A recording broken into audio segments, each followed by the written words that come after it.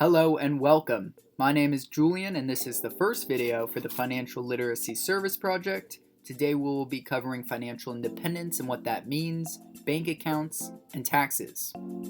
So what does it mean to be financially independent or free? Many consider the ability to pay one's expenses without reliance on other people or work to be financially free.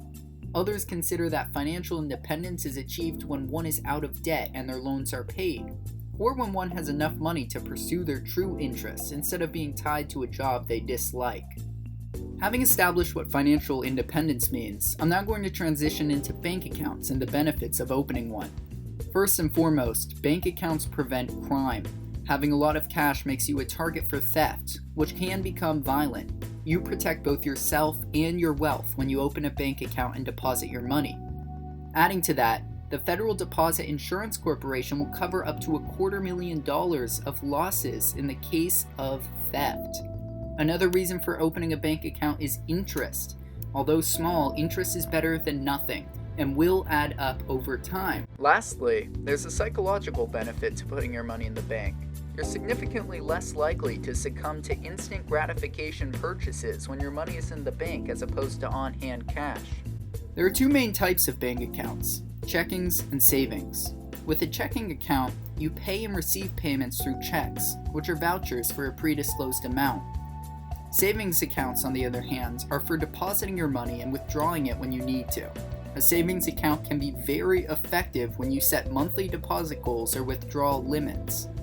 Make sure to do your research before opening a bank account. There are various fees depending on which bank you use, and knowing these fees beforehand can protect you from being taken advantage of with undue fees. Some common fees include the initial account opening fee, transfer fee, negative balance penalties, and ATM fees.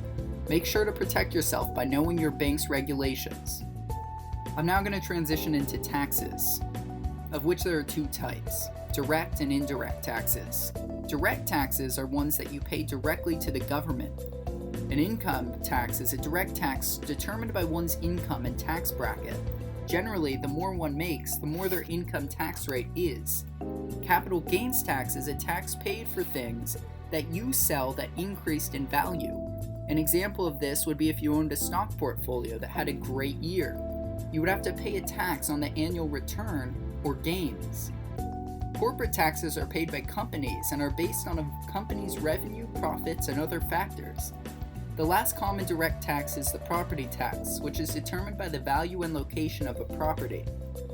Moving on to indirect taxes, which are not paid directly to the government but rather passed down to the consumer by distributors and producers. Sales tax is a great example of this. This is a tax that a seller must pay, but the seller often collects this tax from its buyers. The buyer isn't directly paying the government, so this is an indirect tax. The customs duty tax is an additional tax on goods that discourage domestic production due to importation. Excise tax is a tax on manufacturers and producers, often included in the price of goods. We're now moving into tax deductions. Tax deductions are removed from your taxes because they are deemed by the government to be unreasonable to tax. Common deductibles include donations or charities, medical expenses, and capital losses, which is the opposite of capital gains. Some tax credits, which can also be deducted, include dependencies, healthcare credit, and education credit.